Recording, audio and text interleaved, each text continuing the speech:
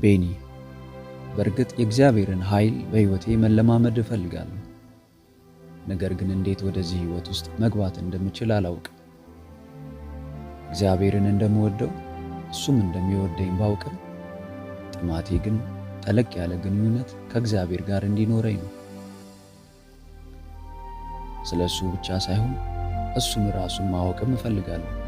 በቋሚነት በሱ ኃይል ውስጥ ጠልቄ ገብቼ መኖር እፈልጋለሁ በማለት ከሚጠይቁኝ ብዙ ሰዎች ጎራ የምትመደብ ሰው ልትሆን ትችላለህ። እንዲህ አይነት ሰው ከሆንክ እርግጠኛ ሁን፣ መሻትህን አምላክህ ተመልክቷል፣ ከጥማትህም ሊያረካ ዝግጁ ነው። ከሁሉ አስቀድመ መረዳት ያለብህ እውነታ እግዚአብሔር ልጆቹ ሁሉ አልፎ አልፎ ሳይሆን በየዕለቱ በመገኘት ውስጥ እንዲኖሩና እንዲለማመዱት ይፈልጋል። መገኘቱን ብቻ ሳይሆን ኃይሉንና ጥልቅ የመንፈስ ግንኙነት ልምምድ እንዲኖርህም ይናፍቃል። ይሁን እንጂ መገኘቱን እስካልተለማመድከው ድረስ የእግዚአብሔርን ቅባት ኃይል ልታውቀው አትችልም። ሕይወቶ በሰማያዊ ረሃብ እንዲሁም በእግዚአብሔር መገኘት እንዲሞላ ይፈልጋሉ? እንግዲያውስ ይህንን ቪዲዮ እስከ መጨረሻው ይከታተሉ። ብዙ ሰዎች የመንፈስ ቅዱስን ቅባት ትክክለኛ ትርጉምና ዓላማ አልተረዱትም። ለአጭር ጊዜ ብቻ ብልጭ ብሎ ስሜታችንንና አካላችንን ብቻ ነክቶ የሚሄድ አድርገው ያስቡታል። ይሄ አስተሳሰብ ግን ስህተት ነው። ይልቁንም የመንፈስ ቅዱስ ቅባት በሕይወትህ ሲገለጥ ግራ መጋባትና በድንግዝግዝ መመላለስ ያቆማል።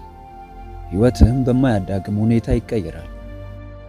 ያ ጣፋጭ፣ አስደናቂ፣ ኃይለኛና እንደ ደራሽ ወንዝ የሆነው የመንፈስ ቅዱስ ቅባት ለመጀመሪያ ጊዜ ሕይወቴን ሲያገኘው የነበረኝን ስሜት መቼም ቢሆን የምዘነጋው አይደለም።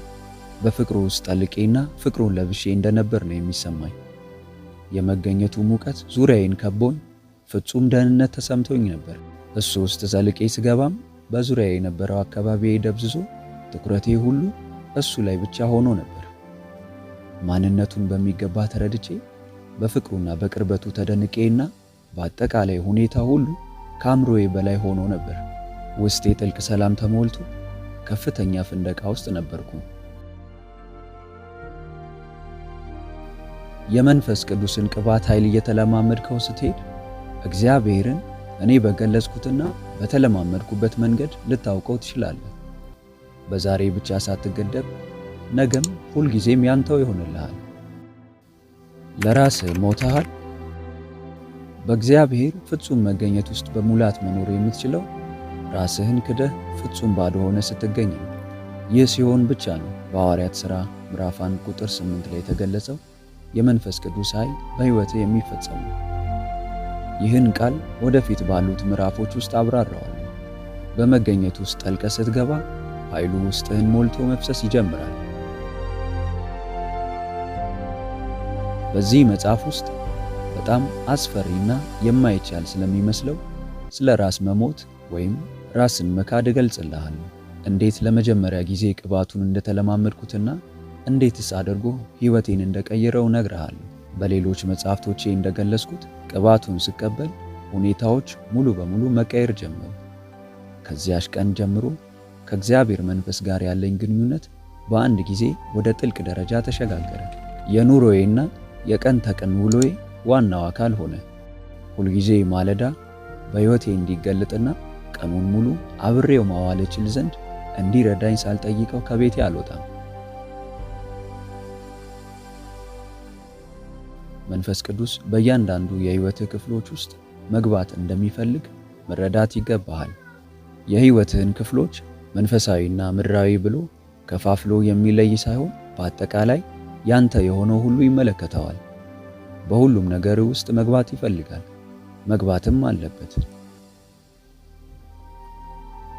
በዚህ መጽሐፍ የመጀመሪያ ክፍሎች ውስጥ ብዙ ሰዎች በአግባቡ ስላልተረዱት ነገር ግን በማንነቱ እግዚአብሔር ስለሆነው ስለ መንፈስ ቅዱስ እነግርሃለሁ።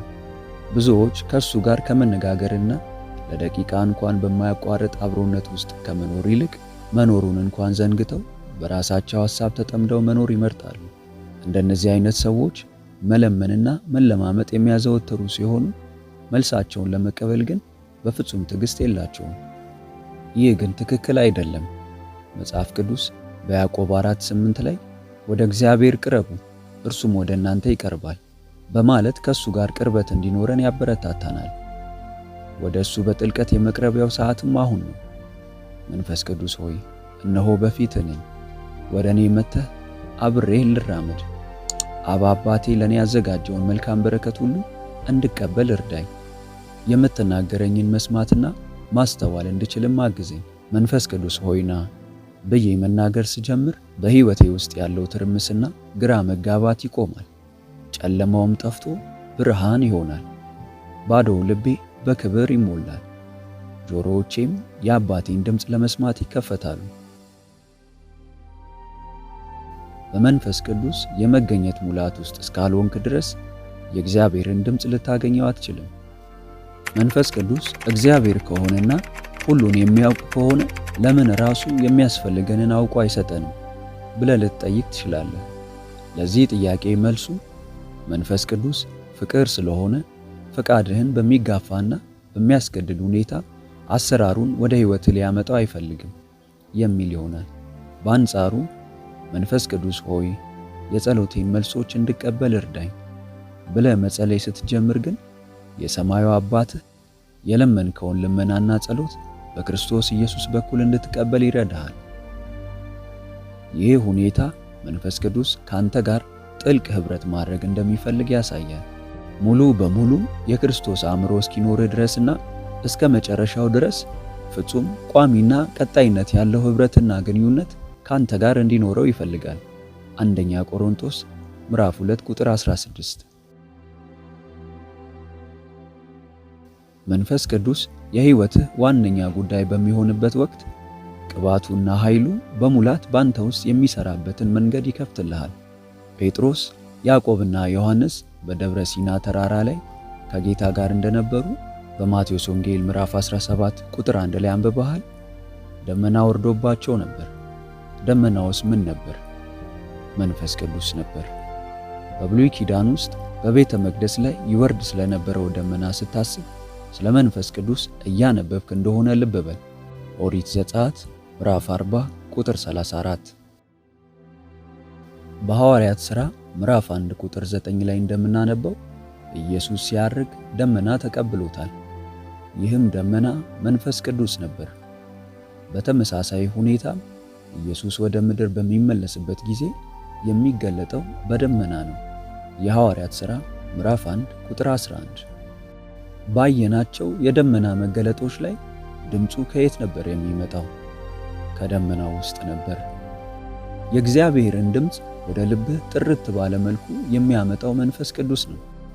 ድምፁን በመስማትና በእሱ የመመራት የቀን ተቀን የኑሮ ዘይቤ ውስጥ ካልሆንክ የመገኘቱንና የቅባቱን ምስጢር መረዳት ግድ ይልሃል። በመሰረቱ እግዚአብሔር ባንተ ሕይወት ውስጥ የሚሰራውን ሥራ መገደብ የማይቻል ቢሆንም የመንፈስ ቅዱስ መገኘት በሕይወትህ መገለጥ ሲጀምር ግን ቢያንስ በሮሜ ምዕራፍ 8 ላይ የተጠቀሱት 7 አስደናቂ የሕይወት እሴቶች ባንተ ላይ መታየት ይጀምራሉ። እነዚህ ነጥቦች በየራሳቸው የተሟሉና ትርጉም ያላቸው ናቸው። አንደኛ፣ ከኃጢአት ትግል ነፃ ትወጣለህ። እንደ ብዙዎች ሁሉ አንተም ማሸነፍ አስቸግሮ ለዓመታት ሲያታግልህ የኖረ የኃጢአት አካሄድ ውስጥ ልትኖር ትችላለህ። መጽሐፍ ቅዱስ መንፈስን መከተል እስካልጀመርክ ድረስ ከኃጢአት ሕግ ነፃ መውጣት እንደማትችል ይናገራል። ሁለተኛ፣ በመንፈስና እንደ መንፈስ ፈቃድ መሄድ ስትጀምር ጽድቅ ወደ ሕይወትህ መግባትና መገለጥ ይጀምራል። የጽድቅ ኑሮ መኖር የምትችለው መንፈስ ቅዱስ በአንተ ውስጥ በነፃነት መስራት ሲጀምርና ሲያግዝህ ብቻ ነው። ሶስተኛ፣ አመለካከትህ ይቀየራል። አእምሮ ስለ ሥጋ ከሚያስብበት የባርነት አካሄድ ነፃ ወጥቶ ስለ መንፈስ ወደሚያስብበት የነፃነት ሕይወት ውስጥ ይገባል። አራተኛ፣ ሙሉ ሰላም ሕይወትህን ይሞላዋል። ሐዋርያው ጳውሎስ እንደሚለው በመንፈስ መመራት በራሱ ሰላም ነው። አምስተኛ፣ ከራስ እስከ እግርህ ሙሉ ጤነኛ ትሆናለህ፣ ትፈወሳለህ። ምክንያቱም ቃሉ ኢየሱስን ከሙታን ያስነሳው የእርሱ መንፈስ በእናንተ ዘንድ ቢኖር ክርስቶስ ኢየሱስን ከሙታን ያስነሳው እርሱ በእናንተ በሚኖረው በመንፈሱ ለሚሞተው ሰውነታችሁ ደግሞ ሕይወትን ይሰጠዋል ስለሚልና የዛሬዋ የክርስቶስ አካል ቤተ ክርስቲያን ይሄው ጉዳይ በእጅጉ ስለሚያስፈልጋት ነው። ስድስተኛ ለራስህ ሙሉ በሙሉ ሞተህ ለእግዚአብሔር ሕያው ትሆናለህ። ጳውሎስ አሁን በዚሁ ክፍል ላይ እንደሚነግረን እንደ ሥጋ ፈቃድ ብትኖሩ ትሞቱ ዘንድ አላችሁና በመንፈስ ግን የሰውነትን ሥራ ብትገድሉ በሕይወት ትኖራላችሁ። ሰባተኛ ከሰማዩ አባት ጋር ጥልቅ ኅብረት ይኖርሃል። በልጅነት መንፈስ ውስጥ ሆነን አባ አባት ብለን መጮህ እንችላለን። ከዚህ ሁሉ በተጨማሪ ደግሞ ታላቁን አምላክ ለማገልገል የሚያስችል ኃይልና ጉልበት እንዲኖር ያደርጋል። የተጠማኸውን ቅባት በምዕራፍ 1 ላይ የተጠቀሰውን ዋጋ ለመክፈል ዝግጁ ከሆንክ ታገኘዋለህ። ከመንፈስ ቅዱስ ጋር ያለኝን ልምምድና ስለ ቅባቱ ያለኝን መረዳት ላንተ ማካፈል ደስታዬ ነው። ምክንያቱም እግዚአብሔር በዚህ ሰዓት የሰው ልጆችን መድረስ የሚፈልገው በመንፈስ ቅዱስ መገኘትና በቅባቱ ኃይል በመሆኑ ነው።